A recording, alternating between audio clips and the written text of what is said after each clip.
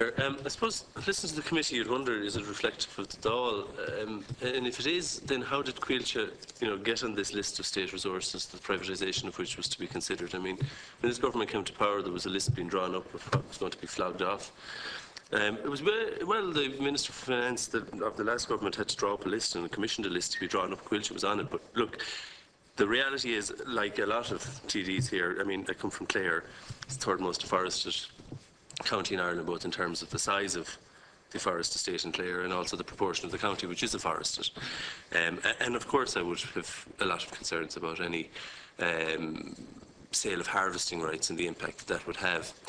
That said, I don't think the status quo is very good either. I mean, Deputy O'Keefe talked about Coilte's remit as a national forest company, National Forest Board.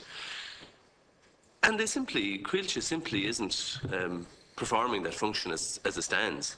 Like as I said, Clare is the third most forested county in Ireland. And the dividend, the social dividend, the economic dividend from forestry in Clare doesn't reflect that in any way.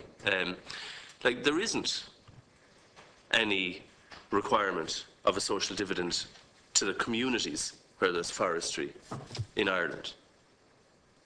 Can any of your sawmills, and I appreciate the importance of the harvesting that you have, but do any of you have a long-term supply contract from Coilte over 10 years? If you have, does it exist over at a particular price? Because I know of companies in my hometown and throughout Ireland who would be operating tomorrow morning if they could get a security of supply guarantee from Coilte, but they simply can't. Not only will they not give security of supply, they won't agree to supply at a particular price over 10 years. Who's going to invest in anything if they can't know that there's going to be security of supply over 10 years, that they're going to get it at a particular price? Sure, why would you invest? How could you invest in any sector? So, I mean, I share your concerns and would be completely opposed to the privatisation of Coilte.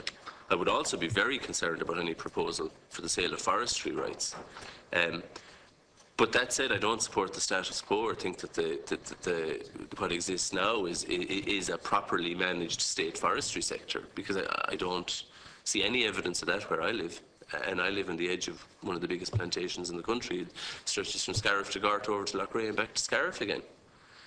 So I suppose I welcome your answers as to what you think, what kind of security supply, guarantees of price over 10 years that you're enjoying, and what can be done in that regard to actually generate a real industry around the forestry which exists.